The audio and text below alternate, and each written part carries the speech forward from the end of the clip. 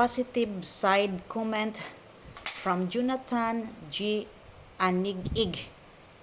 Sabi niya, ba't hindi maiintindihan ng ibang sekta kahit anong paliwanag tungkol dyan?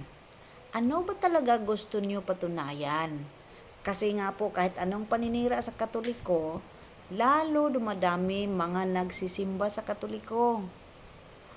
Lagi puno ang simbahan at napansin ko tungkol sa love offering, walang sapilitan. Kung gusto mo lang magbigay. Sa ibang sekta, kailangan medyo lakihan mo. Naman, bigay niyo minsan may biro pa, pastor. Pag maliit ang bigay mo, maliit din blessing mo. Kailangan may quota. 10% para naman matuwa si pastor. Aminin.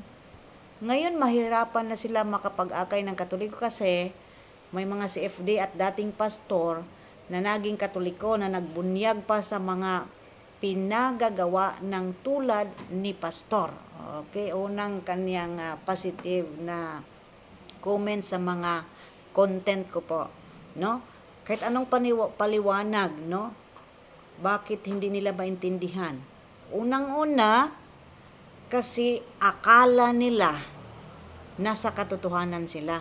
Pero akala lang yun. Ang tawag doon, maling akala. Kasi pinaasa sila at na mindset na conditioning sa kanilang isipan na sila ay ligtas na, sila itong totoong simbahan. Pero ang tanong, mga kapatid, silang lahat na nag-claim na sila itong totoong simbahan, Baptist, Protestante, Born Again, Iglesia ni Cristo, dating daan, no? Bawat founder nag-claim na sila yung totoo. Ang tanong, sino sa kanila ang pinakatotoo? Kasi silang lahat nag-claim. Nag-claim sila. So, sino ang pinakatotoo? Alam niyo mga kapatid, ang pinakatotoo ay walang iba ang Katoliko. Kung sino yung silent, no? Na hindi na kailangan na makikita dito yung vein sa liig para lang sisigaw-sigaw, no? Katoliko ang totoo. Ang Katoliko silent. Nagdidipinsa lang tayo, okay? At ang pangalawa na magandang comment ni Brother Jonathan, no? Lalong dumadami ang nagsisimba at hindi sa pilitan ang offering. Stewardship po sa simbahang Katoliko, no? Cheerful giving po, hindi sa pilitan. At ang napakaganda dito sa simbahang Katoliko, itong cheerful giving, no? Hindi ka nilimitahan, hindi ka pinipilit. Pero may mga iba nga na more than 10% yung binibigay, no? Alam ko may ibang mga Katolikong more than 10% ang binibigay dahil sa kanilang pagka-generous, okay? Ang ibang sekta kasi sa pilitan, kasi unang-una, konti lang ang kanilang membro. At remember, si pastor, diyan niya kinukuha lahat ang kaniyang pangkabuhayan.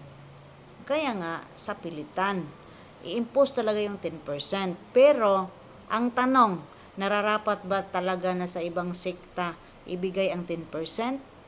Ito po ang katotohanan.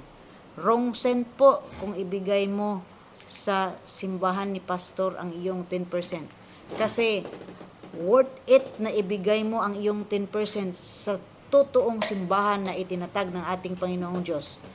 Anong simbahan yan? Simbahang Katoliko. Kaya nararapat lamang sa simbahang Katoliko ibigay ang inyong ikapo.